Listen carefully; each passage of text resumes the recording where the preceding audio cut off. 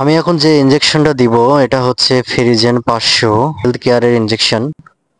তো এই ফেরিজেন 500 বিশেষ করে যাদের হিমোগ্লোবিন কমে গেছে, রক্তের পার্সেন্টেজ একবারেই কম, 7-8, আপনারা হিমোগ্লোবিনটা প্রথমে চেক করে ডাক্তারের পরামর্শ নিয়ে এটা দিতে পারেন। তো ফেরিজেন 500 এর আগে আমি অনেকবার ব্যবহার করেছি। এই দেখুন, এর ভেতরে একটা 10 সিসি সিরিঞ্জ, কিছু এনএস পানি, তারপরে 100 মিলিগ্রাম একটা ইনসুলেন্স, একটা প্যাড, একটা সল।